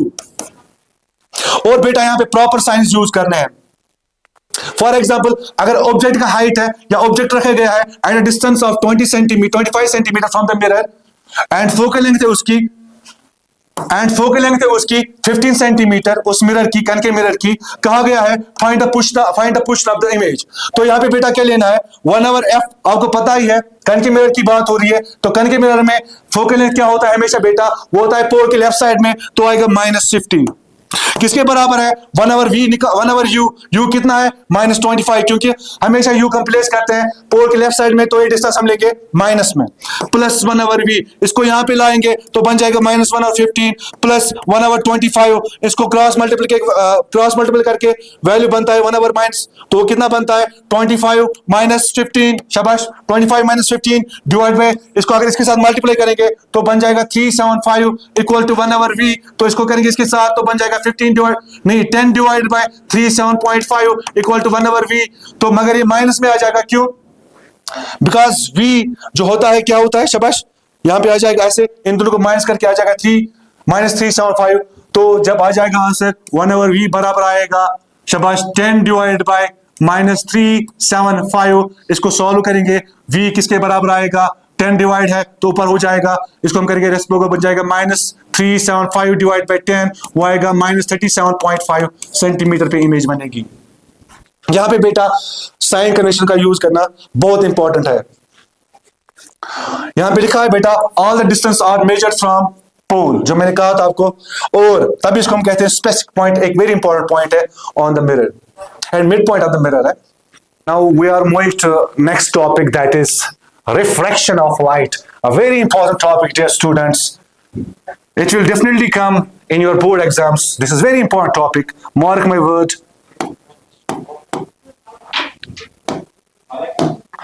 Let's talk about this topic, the refraction of light. Refraction of light is that light exhibits, we see many different phenomena, many beautiful phenomena that happens in our nature. It is because of the refraction of light. What is refraction of light? It is the bending of light. It is the bending of light. Dear students, suppose this is medium 1 and this is medium 2. And this boundary that separates the medium 1 from medium 2, this is called interface. Bending of light, when light goes from one medium to another medium, when light goes from one medium to another medium, whether it bends towards the normal or away from the normal. Whether it bends away from the normal or towards the normal with different optical densities. जब light एक medium से होके दूसरे medium में जाएगी तो अपने पास से क्या हो जाएगी, अपने पास से बेंड हो जाएगी, भटक जाएगी। क्यों जाएगी? Because of the different optical density. अब ऑप्टिकल डेंसिटी क्या है? Suppose this is medium 1, it's here, and this is medium 2, suppose this is गिलास। अब what is optical density? Optical density, students, you know that जब light की speed एक medium में ज्यादा होती ना, a speed of light which is faster in some medium, and that medium is called optically rarer medium. And when the speed of light is a bit slower, when the speed of light is a bit slower, when it travels in a medium, and we can say that that medium is optically dense. If the speed of light in the medium is faster, that medium is called optically denser medium. Optically denser medium. If the speed of light is a bit slower in that medium is called optically. Or this optically rarer medium is that medium in which the speed of light is faster, and optically denser medium is that medium in which the speed of light is a bit slower. अब हमने mass density का नाम सुना होगा, rho equal to m by v, जिसका मास जिसका रो ज्यादा उसकी डेंसिटी ज्यादा, जिसका रो ज्यादा उसका मास डेंसिटी ज्यादा, वो इतना ठोस। बट जिसका, अब ये ऑप्टिकल डेंसिटी है, इसको हम डिनोट करते हैं म्यू से, जिसका म्यू ज्यादा वो उतना डेंस, उसकी डेंसिटी उतनी ज्यादा फॉर लाइट, यानी कि जिसका रो ज्यादा वो उतना डेंस, वो इतना ठोस, और जिसका म्यू ज्यादा वो उतना ऑप्टिकली डेंस फॉर लाइट, यानी कि मीडियम कितना डेंस है फॉर लाइट। और इस ऑप्टिकल डेंसिटी को मेजर करते हैं, there is a term that's called absolute refraction index. That's, उसके लिए हम क्या, जैसे कि रो के लिए m by v है, और उसके लिए क्या है, म्यू बराबर होता है speed of light in vacuum और air to the speed of light in that medium. कौन सा मीडियम? जिसका आप क्या निकालते हो, रिफ्रैक्टिव इंडेक्स, यानी कि वो मीडियम कितना डेंस है for light. What is v? v is the speed of light. c stands for speed of light in vacuum or air, and v is the speed of light in that medium, and mu is the refractive index of the medium. और वो medium, अब मैं ऐसे कहूंगा, mu जो है ये एक कंपैरिजन फैक्टर है जो हमें बताता है कि स्पीड ऑफ लाइट कितना कम होती है compare to speed of light, कितना कम होती है compare to speed of light in vacuum और एयर। सपोज हमारे पास क्वेश्चन है, refractive index of glass is 1.5। ये किसका है? Refractive index of glass is 1.5। अब इसका मतलब क्या हुआ? इसका मतलब यहां पे लिया हमने 1.5 is equal to c by v। अब v लाएंगे इधर तो v किसके बराबर आएगा? c by 1.5, यानी कि उस मीडियम में जाने वाली लाइट कितना गुना कम होगी as compare to speed of light, कितना गुना कम होगी compare to speed of light in vacuum और एयर, वो 1.5 गुना कम होगी। दैट्स कॉल्ड रिफ्रैक्टिव इंडेक्स बेटा। और रिफ्रैक्टिव इंडेक्स जो है, इसमें वेरी इंपॉर्टेंट प्रॉपर्टी ये है, ये एक यूनिटलेस क्वांटिटी है, बिकॉज ऊपर भी स्पीड है नीचे भी स्पीड है, यूनिट्स कैंसिल हो जाएंगे तो क्या बन जाएगी, यूनिटलेस क्वांटिटी बन जाएगी, या ऐसे हम कहते हैं डायमेंशनलेस क्वांटिटी। उसके बाद बेटा बन जाता है, हाँ मैं भूल गया आपको बताना, जो image formation for convex mirror है, दैट्स वेरी इंपॉर्टेंट। तो उसमें जो इमेज हमेशा फॉर्म करती है, वो करती है हमेशा form between pole and focus के बीच में फॉर्म करती है, और वो हमेशा होती है रियल, इन्वर्टेड एंड डिमिनिश्ड होती है। और जो ये कन्वेक्स मिरर है, इसको हम यूज करते हैं as a rear view mirror. हम साइड जो गाड़ी में रियर व्यू मिरर होते हैं ना, उनमें हम यूज करते हैं, इसमें लिखा होता है ऑब्जेक्ट्स इन द मिरर और close objects in the mirror और क्लोजर देन द अपीयर। वो तो अपीयर होते हैं हमें क्या, बेसिकली वो होते हैं क्या, हमें नजदीक होते हैं लेकिन दिखते हैं वो दूर। उसमें हम यूज करते हैं इसमें, और कन्वेक्स मिरर में, और उसको हम यूज करते हैं स्ट्रीट लाइट्स में, इसको यूज करते हैं हम, कनकेव मिरर्स को हम यूज करते हैं, डेंटिस्ट इसको यूज करते हैं, और डॉक्टर्स यूज करते हैं उसको जो सर्जरी में वो हेड में लगा के होती है वो लाइट। और हम इसमें जो कार की हेडलाइट्स होती है वहां पे यूज होता है कनकेव मिरर, या सोलर कुकर्स में हम यूज करते हैं कनकेव मिरर। और डेंटिस्ट इसको यूज करते हैं ताकि वो जो उसमें जो दांत है ना, वो उसको बड़ा दिखे, क्योंकि कनकेव मिरर की खासियत छोटी भी इमेज बनाता है, बड़ी भी इमेज बनाता है। अब और कनकेव मिरर हम यूज करते हैं शेविंग मिरर्स में, और रिफ्लेक्टिंग टाइप टेलीस्कोप्स में यूज करते हैं कनकेव मिरर्स। अब मैं कहा था, मैग्निफिकेशन में पढ़ी, रिफ्रैक्शन में गई पढ़ी, अब उसके बाद है रिफ्रैक्टिव इंडेक्स मैंने पढ़ा। और इसको हम डिफाइन कैसे करते हैं, रिफ्रैक्टिव इंडेक्स जिसको हम कभी कोई बुक डिनोट करते हैं एन से भी, या इसको डिनोट कर सकते हो म्यू से भी, और ये बराबर होती है speed of light in vacuum, speed of light in vacuum और air to the speed of light in that medium. किस मीडियम का, जिसका आप क्या निकाल रहे हैं, रिफ्रैक्टिव इंडेक्स, यानी कि वो मीडियम कितना ठोस है फॉर लाइट।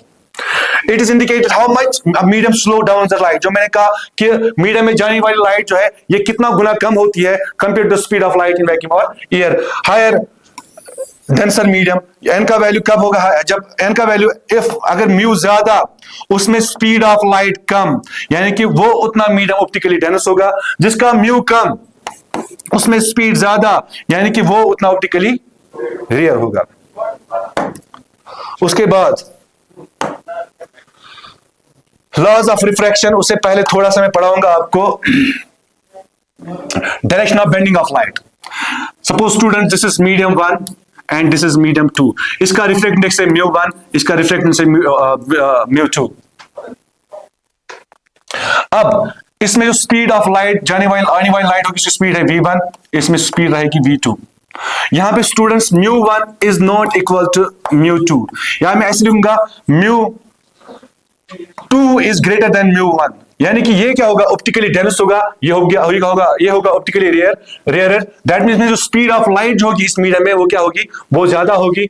और when light goes from in this case when light comes from one medium, optically rarer medium,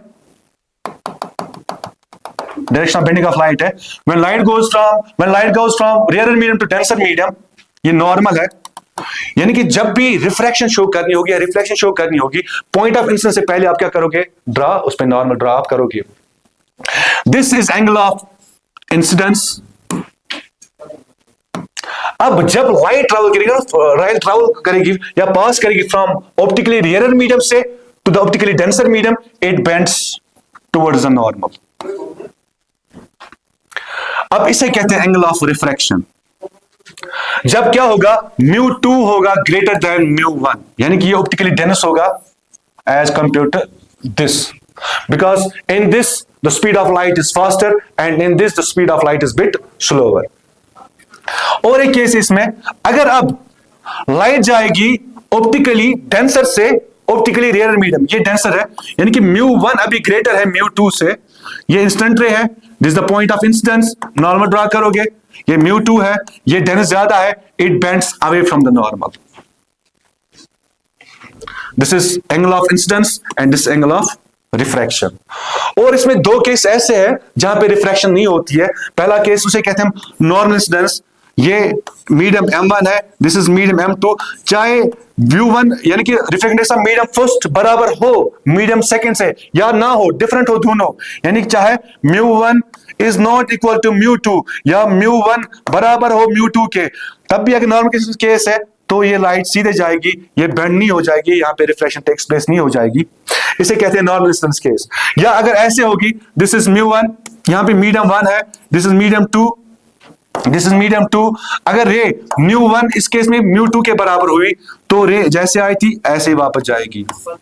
अगर दोनों मीडियम का जो रिफ्लेक्शन इंडेक्स होगा वो क्या होगा, बराबर होगा, तब यहाँ पे इस केस में और इस केस नॉर्मल इंस्टेंस केस में और इस वाले केस में रिफ्लेक्शन नहीं हो जाएगी।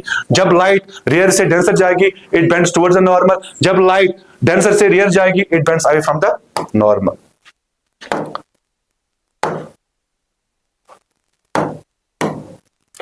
नाउ लॉज ऑफ रिफ्रैक्शन, पहला क्या कहता है, this is instant ray, normal and the reflected ray at the point of instance all lie in the same plane. जैसे फर्स्ट लॉ ऑफ रिफ्लेक्शन था वैसे यहां पे है, the instant ray, normal and the refracted रे all lie in the same, बाहर नहीं, इस वाले प्लेन में नहीं, इस वाले प्लेन में। Reflected ray, instant ray, refracted ray and the normal all lie in the same plane at the point of incidence. और इसे कहते हैं क्या, इसे कहते हैं इंटरफेरेंस बेटा, interface, this boundary that separates medium 1 from medium 2। अब दूसरा लॉ, जैसे कि हमने देखा था ना बेटा, इसमें हमने किस में देखा था, हमने देखा था लॉज ऑफ रिफ्लेक्शन में angle I equal to angle R। वैसे ही हमने भी क्या इसमें ढूंढने की कोशिश की कि एंगल I कहीं एंगल R के बराबर मत होगा, यानी कि angle of incidence angle R के बराबर मत होगा। लेकिन हमने क्या देखा इसमें बेटा, हमने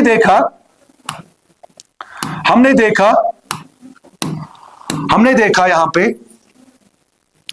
ये है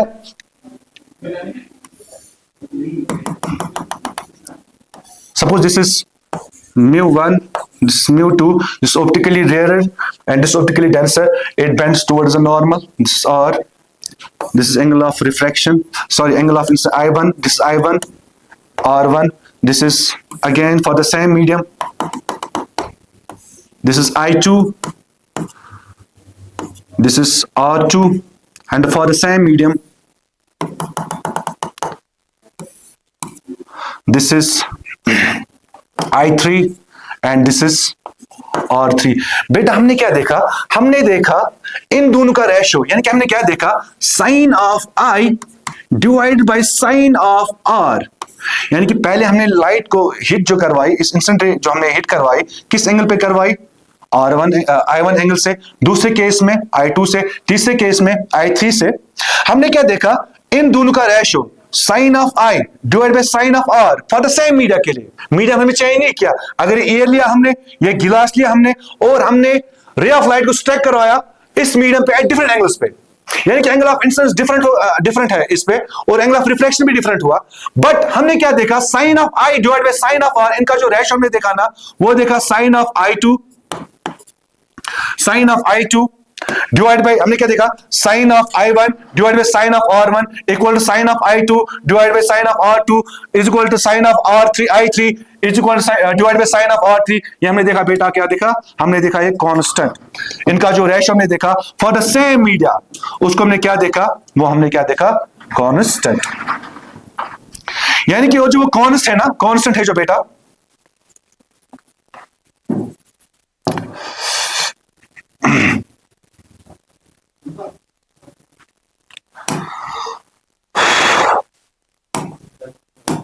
हमने देखा बेटा, पहले इसको हमने स्ट्राइक करवाया I1 एंगल से, this is I1, this is R1, दूसरे पे अब हमने एंगल बढ़ाया, this is I2, this is R3। हमने क्या देखा, फॉर द सेम मीडियम हमने चेंज नहीं किया, हमने देखा sine of I divide by sine of R, sine of I1 divide by sine of R1 is equal to sin of R2, sin of I2 divided by sin of R2। ये हमने क्या देखा बेटा, यानी कि हमने दिखाया कांस्टेंट। सेल ने वही कहा ratio of the sine of angle of incidence to the sine of angle of reflection, ये कांस्टेंट के बराबर आता है। और ये जो वो कांस्टेंट है ना, हमने देखा this is μ1, this is μ2, this is μ1। हमने क्या देखा, ये जो कांस्टेंट हमने देखा ना, ये हमने देखा है किसके बराबर, हमने देखा है sine of I1 I divide by sine of R, ये हमने देखा ये बराबर होता है constant refractive index of medium second with respect to first. पहले बताऊंगा refractive medium second with respect to first क्या होता है। It is the ratio between refractive index of medium second with respect to medium first when light goes from optically rarer medium to denser medium, या from medium M1 to medium M2। और यहां पे हमने क्या किया, यहां पे हमने रिफ्रैक्टिव इंडेक्स को क्या करना स्टार्ट किया, कंपेयर करना स्टार्ट किया। यहां पे हमने क्या करना स्टार्ट किया, कंपेयर करना स्टार्ट किया, और इसको बोलते हैं रिलेटिव रिफ्रैक्टिव इंडेक्स। और इसको हम कैसे लिखते हैं बेटा, इसको हम लिखते हैं sine of I divide by sine of R, ये हमने लिखा किसी बराबर μ2 डिवाइड बाय μ1, ये इसके बराबर होता है। अगर हम यहां पे देखें ना बेटा, इसका अलग रिफ्रैक्टिव इंडेक्स निकालेंगे, यानी कि इसका एब्सोल्यूट रिफ्रैक्टिव इंडेक्स निकालेंगे इस मीडियम का, वो होता है म्यू होता है बराबर μ1 होता है बराबर speed of light in medium first, speed of light in medium, speed of light of air, speed of light in air और vacuum divide by speed of light in that medium, that is suppose that we V1। और इसका आप निकालेंगे absolute refractive index, वो होगा μ2 बराबर speed of light in air और vacuum to the speed of light in medium second, that is V2। इन दोनों को हमने क्या किया, इसको हमने डिवाइड किया इसके साथ, इसको मैंने डिवाइड किया इसके साथ, यानी कि μ2 डिवाइड बाय μ1, जो कि हम लिख सकते हैं कैसे, refractive index of medium second. जब इसको मैं करूंगा ऐसे, इसको करूंगा डिवाइड ऐसे, तो किसके बराबर आएगा, वो आएगा μ2 डिवाइड बाय μ1, वो आएगा बराबर शाबाश C by V2 divide by C by V1। जब इसको C बाय V1 जब ऊपर करेंगे इसको, तो आएगा बराबर μ2 डिवाइड बाय μ1, वो आएगा बराबर शाबाश V1 डिवाइड बाय V2। और इसी को कहते हैं हम रिलेटिव रिफ्रैक्टिव इंडेक्स। यहां पे हम क्या करते हैं, जो मीडियम्स है ना, उनका जो रिफ्रैक्टिव इंडेक्स है ना, उनको हम क्या करते हैं, हम आपस में कंपेयर करते हैं, रिलेट करते हैं, इसको कहते हैं रिलेटिव रिफ्रैक्टिव इंडेक्स। तो इसका मतलब क्या हुआ, sine of I divide by sine of R जो कांस्टेंट था, वो हमने देखा वो किसके बराबर आया था, refractive index of medium second with respect to medium first. अब जब हम अगर इसको करेंगे डिवाइड इसके साथ, तो हम क्या देखते हैं, μ2 refractive index of medium first is equal to reciprocal of the refractive index of medium first with respect to second।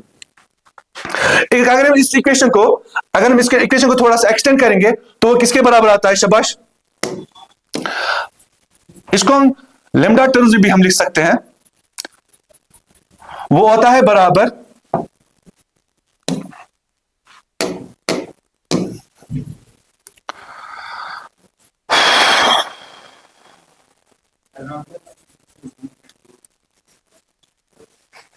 वो आता है बराबर डियर बेटा, वो आता है बराबर, वो आता है V2 डिवाइड बाय V1। अब आपने पढ़ा था वेलोसिटी और फ्रीक्वेंसी और वेवलेंथ के बीच में रिलेशन है, वो होता है F into lambda 1 V1, V2 बराबर होता है लैम्डा 2, सॉरी लैम्डा 1, यहां पे V2 है, F into lambda 1 F into lambda 2। क्योंकि जो F है ना बेटा, F जो है ना, ये सोर्स पे डिपेंड करता है, इसमें फ्रीक्वेंसी सेम रहती है। अगर लाइट एक मीडियम से दूसरे मीडियम में ट्रैवल करती है ना, तो उसकी फ्रीक्वेंसी चेंज नहीं होती है।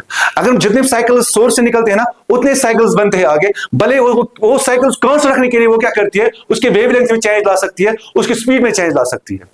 यानी कि हम लिख सकते हैं इसको बराबर sine of I divide by sine of R, वो आता है बराबर V1 divide by V2 equal to lambda 1 divide by lambda 2। या बुक्स में, आपकी बुक्स में लिखा है, अगर इसको करेंगे इसके साथ मल्टीप्लाई, इसको करेंगे इसके साथ मल्टीप्लाई, वो आएगा बराबर refractive index of medium first into sine of angle of incidence, वो बराबर होता है refractive index of medium second into sine of angle of refraction.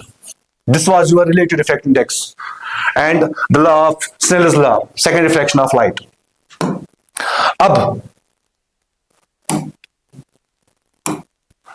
अब इसके में केस है बेटा, रिफ्रैक्शन थ्रू अ गिलास स्लैब।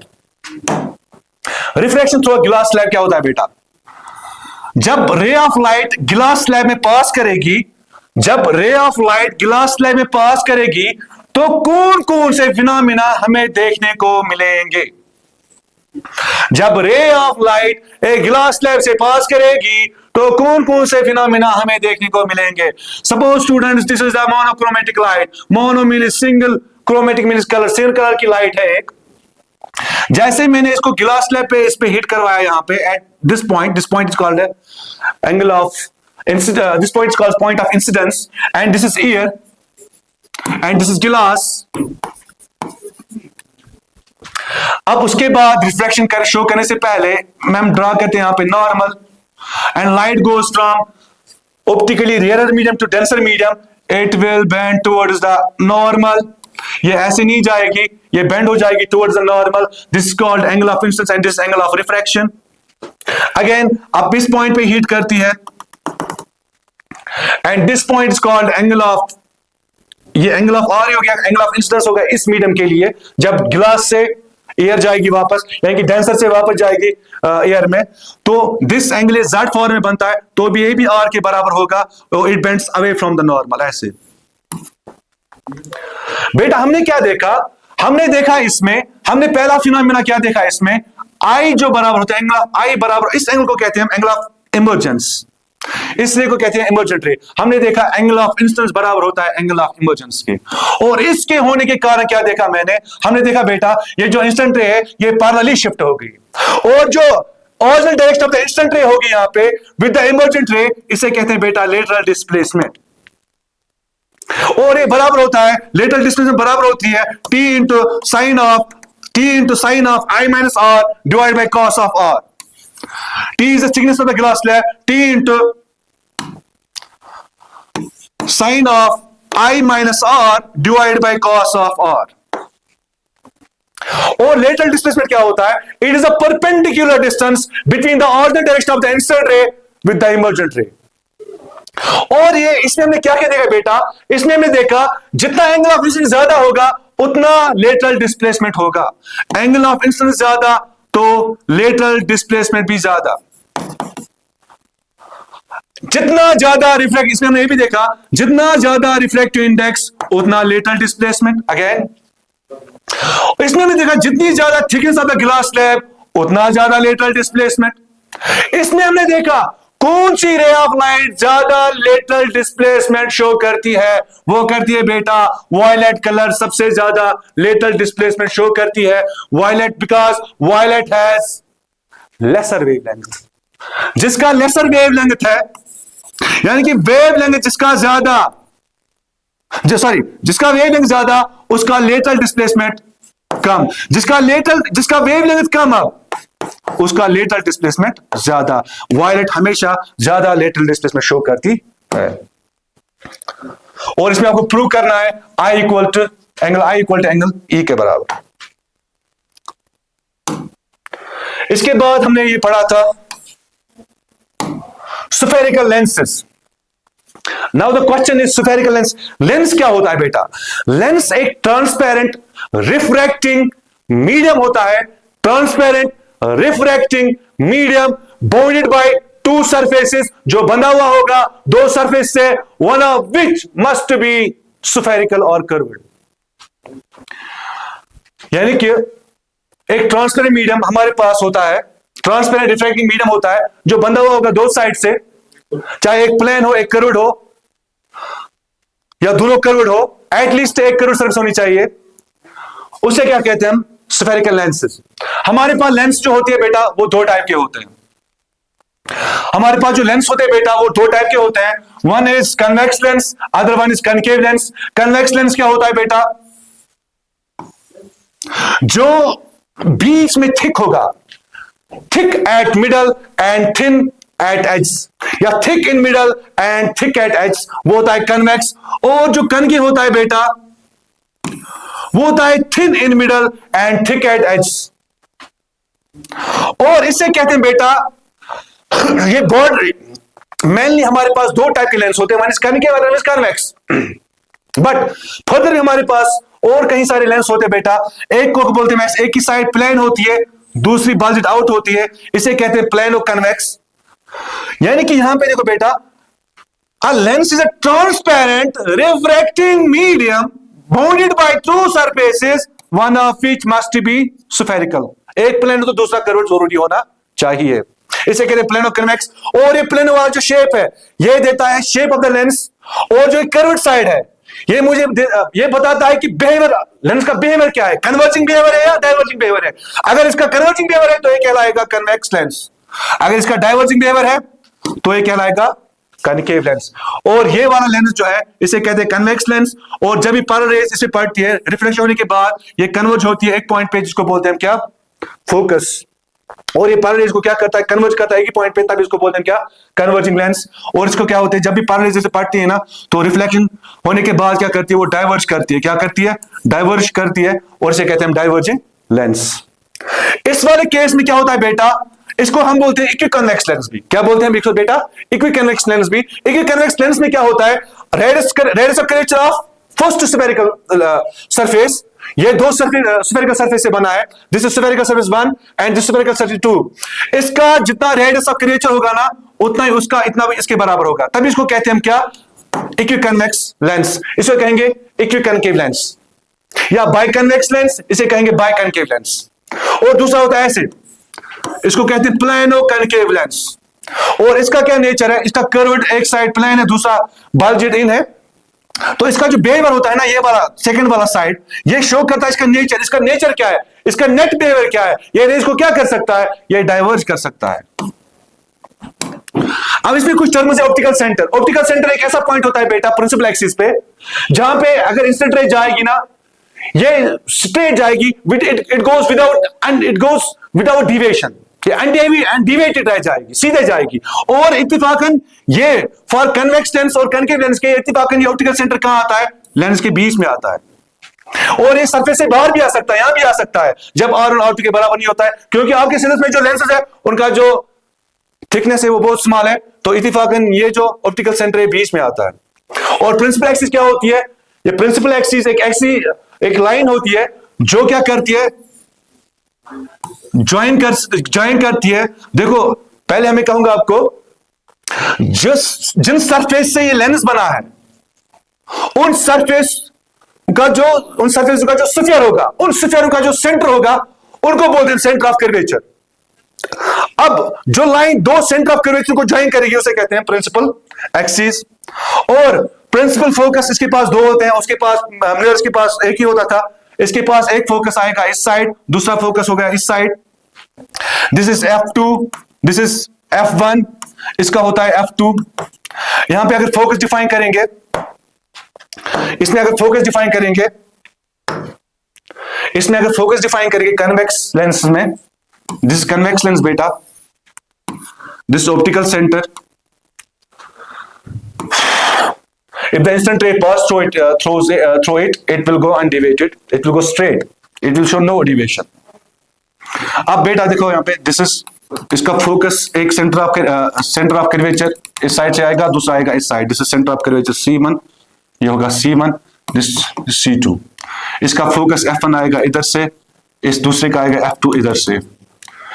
एक point focus F1, principal focus F1, ये ऐसा पॉइंट होता है, यहां से अगर इंस्टेंट रेज डाइवर्ज होगी ना ऐसे, तो रिफ्लेक्शन होने के बाद it becomes parallel to the principal axis. If the instant rays are diverging, a point on the principal axis from which the instant rays are diverging after reflection, the reflected rays becomes parallel to the principal, उसे कहते हैं principal focus F1। अगर अब instant rays parallel होगी principal axis के, reflection होने के बाद वो एक पॉइंट भी मीट करेगी, कौन पॉइंट पे ऑन द प्रिंसिपल, उसे कहते हैं principal focus of the convex lens. उसके लिए भी सेम है, उसके लिए डाइवर्जिंग केस होगा ऐसे।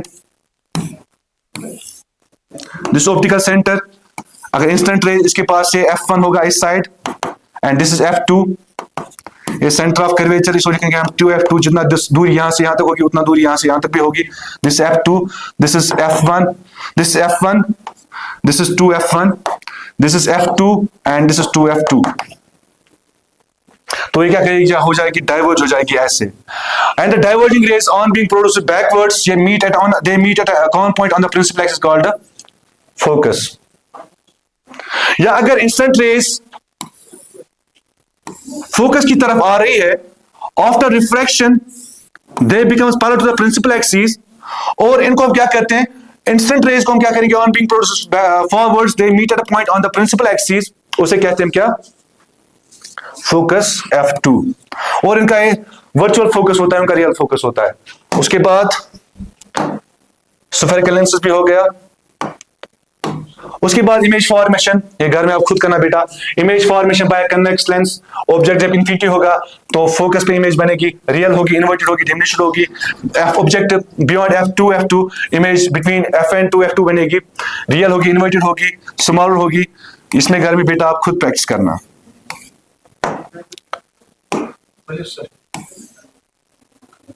Lens makers formula, lens makers formula क्या होती है, वन एक्स फार्मूला होती है जो हमें रिलेशन देती है, 1 over focal length is equal to 1 over image distance minus 1 over object distance. और मैग्निफिकेशन यहाँ पे किसके बराबर होती है, V/U के बराबर होती है। और height of image to the height of object के बराबर होती है। साइन कन्वेंशन यहाँ पे भी हम सेम डिस्टेंस कहां से मेजर करते हैं, ऑप्टिकल सेंटर से मेजर करते हैं।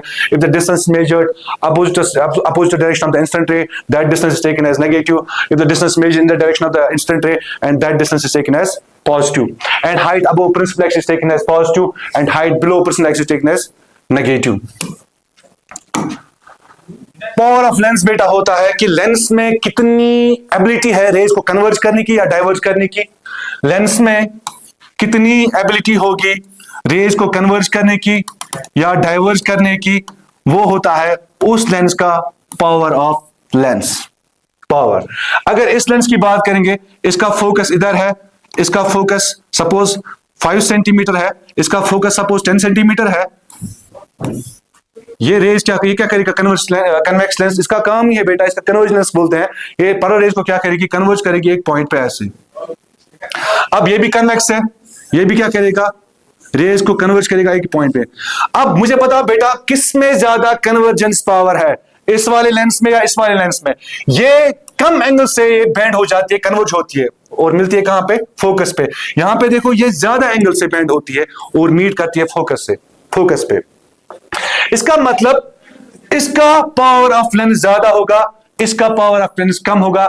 क्यों होगा, इसमें कन्वर्जेंस रेज को कन्वर्ज करने की एबिलिटी कम है, करती है मगर उतनी नहीं करती है जितनी ये वाली करती है, कंपैरिजन में देखे थे। तो ये डिपेंड करता है बेटा फोकल लेंथ पे, यानी कि power of accommodation is equal to reciprocal of the focal length in metres. और इसका एस्टिमेट होता है बेटा क्योंकि इसका फोकल लेंथ ज्यादा, जिसका पावर ज्यादा उसका फोकल लेंथ कम है, दैट मींस उसके पास कन्वर्जिंग पावर क्या होगा, ज्यादा होगा। अब एक किसके बराबर होता है, focal power of lens is equal inversely proportional to focal length in metres, जिसको हम बोलते हैं डायोप्टर और पर मीटर भी बोलते हैं। Convex lens position positive. अच्छा अब देखो कन्वेक्स लेंस का जो फोकल लेंथ होगा ना वो हमेशा पॉजिटिव होगा। क्यों, ऑप्टिकल सेंटर के राइट साइड पड़ता है। अगर कनकेव की बात करेंगे तो कनकेव लेंस का देखो उसका फोकल लेंथ क्या आता है, उसका फोकल लेंथ आता है नेगेटिव, पोल के ऑप्टिकल सेंटर के लेफ्ट में पड़ता है।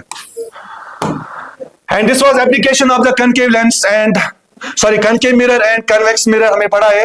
अब कन्वेक्स लेंस और कनकेव लेंस ये कहां पे होता है, मैग्नीफाइंग ग्लास में यूज होता है, कैमराज में यूज होता है, ह्यूमन आई में यूज होता है, और इनको हम यूज करते हैं अपने स्पेक्टिकल्स में यूज करते हैं for myopia. And this was all about your first year बेटा। बट इसमें मैंने आपको एक काम रखा कि आप image formation of convex lens and concave lens खुद पढ़ेगा बेटा। रूल सेम है, आपको खाली देखना है, यहां पे भी रूल सेम है। अगर इंस्टेंट रे ऑप्टिकल सेंटर से जाती है वो अनडिवेट रहेगी। अगर instant ray parallel to the principal axis है, in case of convex lens ये कन्वर्ज होकर एक कॉमन पॉइंट पे मिलेगी, उसे कहते हैं फोकस। दूसरा, अगर फोकस की तरफ जाती है, अगर तीसरा, शाबाश कहां गया ये। And this is all for today बेटा, हैव अ नाइस डे। आप खुद करना, कहां गया,